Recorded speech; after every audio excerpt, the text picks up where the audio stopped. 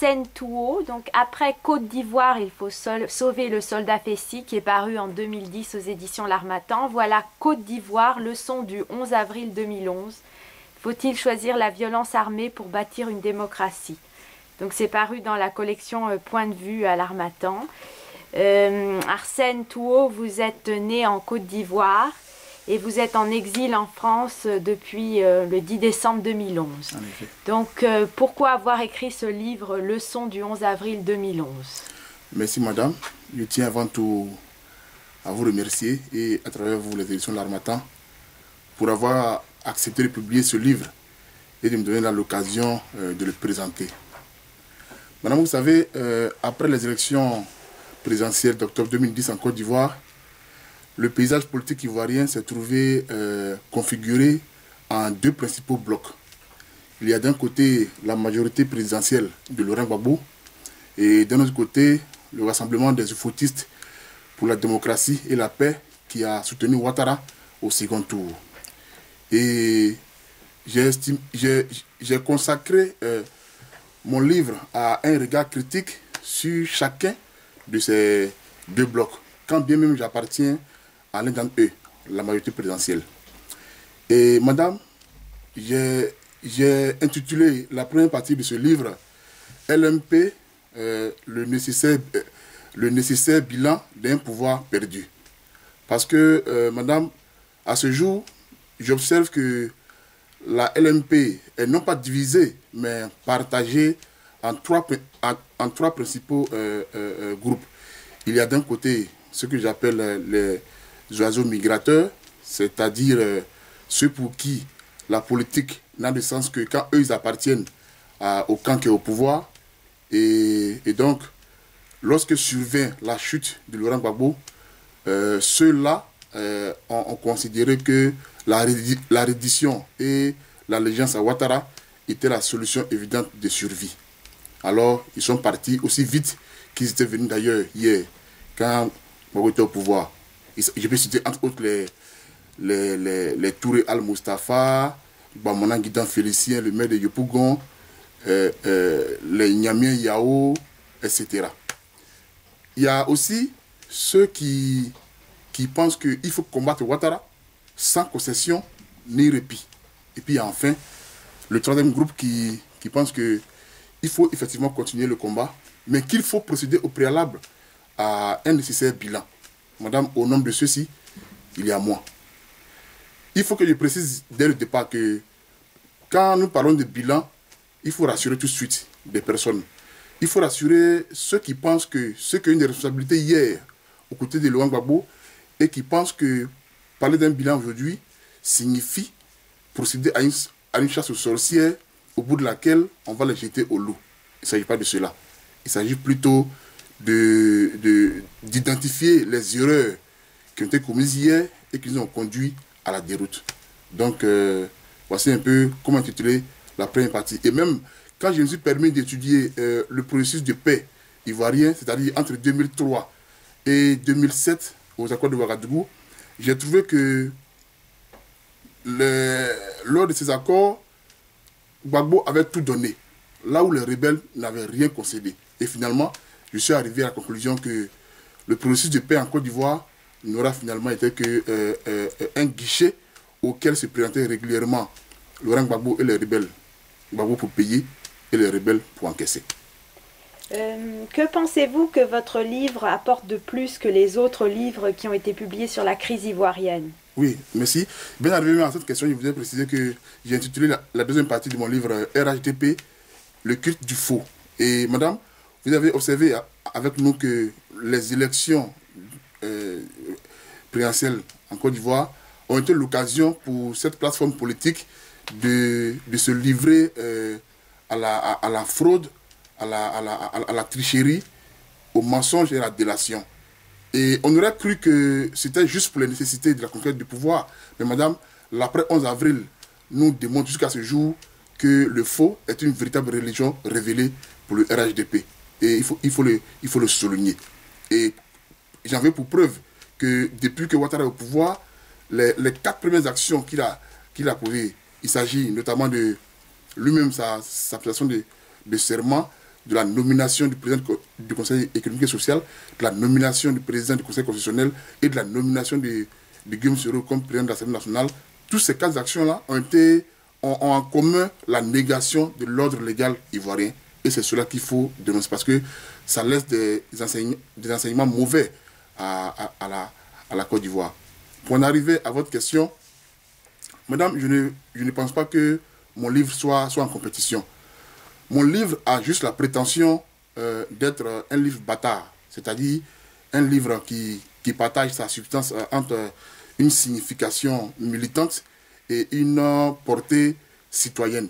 Parce que, madame, à un moment donné, il faut, lorsque une société arrive à un tel écroulement qui est aussi chronique que celle que connaît aujourd'hui la société ivoirienne, il faut que le militant se taise pour laisser parler un peu le citoyen. Et parce que dans cette logique, il faut souligner que la Côte d'Ivoire a connu beaucoup de meurtrissures. Et nous estimons qu'il est de notre responsabilité d'arriver à faire taire notre moi, nos ressentiments personnels pour faire prévaloir l'intérêt commun. Aujourd'hui, quand vous visitez, que ce soit dans le camp Ouattara que dans le camp Gbagbo, il y a plein de jeunes aujourd'hui en Côte d'Ivoire qui sont contre la violence politique et la violence sociale, mais qui ont peur de le dire parce qu'ils craignent que leurs amis autour d'eux les catégorisent comme des peureux, des lâches et même des traîtres. Et donc, ils ont peur de l'exprimer. Et c'est à cela que moi, je vais parler à travers ce livre, en leur disant que nous avons été longtemps employés comme des ouvriers d'une industrie politique de guerre qui ne fait qu'en réalité changer de main périodiquement à l'occasion de ce que nous croyons être des élections en Côte d'Ivoire. Il faut que ça change. Pensez-vous que vos amis partisans de Laurent Gbagbo vous comprendront quand on sait que le combat s'est de plus en plus radicalisé entre pro-Ouattara et pro-Gbagbo? Madame, là vous utilisez le mot qui à ce jour véhicule les pensées les plus inflammables en Côte d'Ivoire. C'est le mot pro. C'est un mot que moi j'essaie de bannir de mon vocabulaire parce que, à la vérité, c'est un mot qui a des vertus hypnotiques, des vertus diaboliques, des vertus extrémistes, je dirais même des vertus maléfiques. Parce que quand vous vous considérez comme un pro-Ouattara ou un pro-Gbagbo, vous êtes inévitablement saisi par une sorte de pouvoir mystique, pouvoir mystérieux qui vous oblige à ne rien concéder, à ne rien tolérer, de peur de paraître comme le pro-Gbagbo, le pro-Ouattara le plus indigne. Alors, moi, j'estime que dans le contexte actuel, il faut arriver à extraire du langage ivoirien ce mot qui ne fait que raffermir les clivages, qui ne fait que endurcir le débat. Et il faut donc chercher à évoluer en n'utilisant pas ce mot. Avez-vous un message particulier à lancer? Oui, j'ai un message à lancer, madame, parce que moi j'invite les Ivoiriens à répondre à la question que je pose en couverture de mon ouvrage. Je dis, doit-on choisir la violence armée pour instaurer la démocratie? Parce que notre avenir commun se trouve dans la réponse à cette question. Et moi, à cette réponse, sans chercher à vouloir influencer les réponses à cette question, moi je réponds non. Et c'est pour ça que je réponds aussi non à cette façon de promouvoir la violence politique à travers toutes les pratiques qui consistent à ériger en héros les Ivoiriens qui ont cru bien faire hier en braquant les armes sur leurs propres frères ivoiriens le 19 septembre 2002. Parce qu'il faut que les journaux ivoiriens, et notamment la presse RHDP, arrêtent d'afficher en médaillon les photos d'individus qu'on présente au peuple ivoirien comme des héros parce que ceux-ci ont pris des armes pour combattre, soi-disant, une certaine dictature. Parce que, à la fin, si on doit continuer ces pratiques, ça signifie que ceux-là seront érigés en modèle et des jeunes Ivoiriens voudront faire comme eux. Ceux qui ne comprendront pas que dans la vie, tous les bons exemples ne sont pas bons à copier. Et donc, c'est à cela que je voulais m'adresser. Et finalement, je voudrais aussi demander aux Ivoiriens de se procurer massivement cet ouvrage que je vous arrache momentanément. Je demande aux Ivoiriens de se procurer massivement cet ouvrage.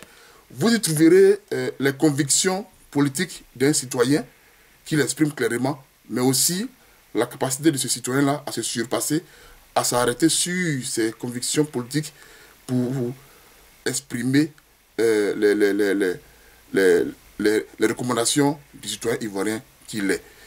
Et je voudrais aussi inviter les observateurs de la Côte d'Ivoire, les observateurs de la crise ivoirienne, à se le procurer parce qu'ils y verront toute la chronologie de la crise ivoirienne qui a commencé en 2002 et qui continue encore d'ailleurs. Et ainsi, ils comprendront les origines et l'aboutissement actuel de cette crise-là. Tout en disant merci à tous ceux qui m'ont aidé à écrire ce livre. Remercier aussi à tous nos amis français qui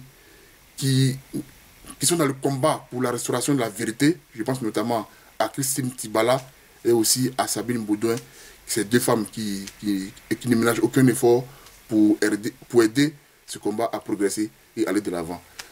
Je vous remercie et j'espère vous retrouver bientôt pour le débat sur le fond de ce livre parce que je n'ai pas la prétention d'avoir dit la vérité ou d'avoir fini de clore le débat.